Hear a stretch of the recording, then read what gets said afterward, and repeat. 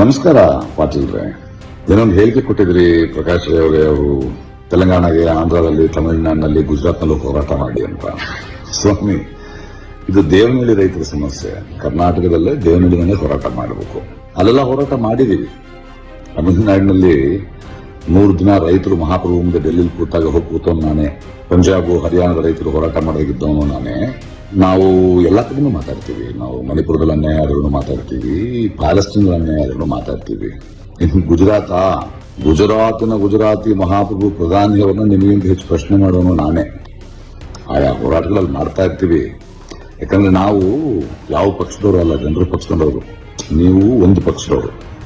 ಹೀಗಾಗಿ ಜನರಿಗೆ ಎಲ್ಲ ಸಮಸ್ಯೆ ಆದ್ರೂ ಮಾತಾಡೋದು ನಮ್ಮ ಕರ್ತವ್ಯ. ಅದು ಹೋರಾಟ. ಅದು ನಮ್ಗೆ ಅರ್ಥ ಆಗಲ್ಲ ಬಿಡಿ. ಇನ್ನು ಈ ದೇವನಹಳ್ಳಿ ವಿಷಯಕ್ಕೆ ಬರೋಣ. ನೋಡಿ, ಮುಖ್ಯಮಂತ್ರಿಗಳು ಸಭೆ ಕರೆದು ಒಂದು ಮಾತು ಹೇಳಿದ್ದಾರೆ.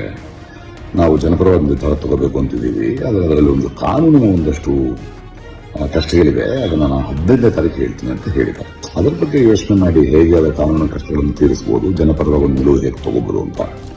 ಈ ಮಧ್ಯೆ ದೇವನಹಳ್ಳಿಯಲ್ಲಿ ಯಾರೋ ಒಂದಷ್ಟು ಕಿಡಿಗೇಡಿಗಳು, ಪುಡಾರಿಗಳು ಹೋಗ್ಬಿಟ್ಟು ನಿಮಗೆ 3 ಕೋಟಿ ಕೊಡ್ತೀವಿ, ಸರ್ಕಾರದಿಂದ ಕಾನೂನು ಪ್ರಕಾರ ಕೊಡೋದು ತುಂಬಾ ಲೇಟ್ ಆಗುತ್ತೆ ಅಂತ ಹೊಡೆಯೋ ಪ್ರಯತ್ನ ಮಾಡ್ತಾ ಇದ್ದಾರೆ. ಆಮೇಲೆ ಇಡೀ ಏರಿಯಾನ ಗ್ರೀನ್ ಬೆಲ್ಟ್ ಮಾಡ್ತೀವಿ, ಇನ್ನೊಂದು 25 ವರ್ಷ ನೀವು ಮಾರಕ್ಕಾಗಲ್ಲ ಅಂತ ಯಾರೋ ಮಾಡ್ತಿದಾರಂತೆ. ಅದನ್ನು ನಿಮಗೆ ಪರಿಚಯ ಇದ್ರೆ ಈ ತರ ತಪ್ಪಲೆಲ್ಲ ಮಾಡಬೇಡ ಅಂತ ಹೇಳಿ. ಎಲ್ಲ ಕಾನೂನು ರೀತಿ ಒಂದು ಪರಿಹಾರ ಇದೆ. ಅದಕ್ಕೆ ನೀವು ಕುತ್ಕೊಂಡು ಮಾತಾಡಿ. 15ನೇ ತಾರೀಕು ಟೈಮ್ ತಗೊಂಡಿದ್ದೀರಿ ಸರ್ಕಾರ. ನಿಮ್ಗೇನಾದ್ರೂ ಅದರಲ್ಲಿ ಬಗೆಹರಿದಿದ್ರೆ ನಮ್ಮ ಹತ್ರ ಬನ್ನಿ. ನಮ್ಮಲ್ಲೂ ತಜ್ಞರು, ನ್ಯಾಯ ತಜ್ಞರು ಇದ್ದಾರೆ. ನಿವೃತ್ತ ನ್ಯಾಯಾಧೀಶರಿದ್ದಾರೆ, ಗೋಪಾಲ್ ಗೌಡ್ರು.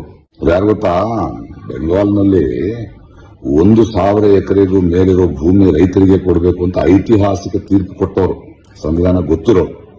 ನಿಮ್ಗೆ ಏನಾದ್ರು 15ನೇ ತಾರೀಕು ಇತ್ಯರ್ಥಗಳು ಆಗದಿದ್ರೆ ಬಂದು ಕೇಳಿದ್ರೆ ಅದನ್ನು ಹೇಳ್ತೀವಿ. ನೋಡಿ, ಜನರಿಂದ ಆಯ್ದ ಪ್ರತಿನಿಧಿ ನೀವು. ಜನಪರವಾಗಿರಬೇಕು. ಸ್ವಲ್ಪ ಜವಾಬ್ದಾರಿಯಿಂದ ಇರಿ. ಸಿಗೋಣ 15ನೇ ತಾರೀಕು, ಮಾತಾಡೋಣ. ಮುಂಚೆ ಕೃಷ್ಣ ಏನಿದೆ ಅದನ್ನು ನೋಡೋದ್ರ ಬಗ್ಗೆ ಯೋಚನೆ ಮಾಡಿ, ಅದನ್ನು ಸಾಲ್ವ್ ಮಾಡೋದ್ರ ಬಗ್ಗೆ ಯೋಚನೆ ಮಾಡಿ.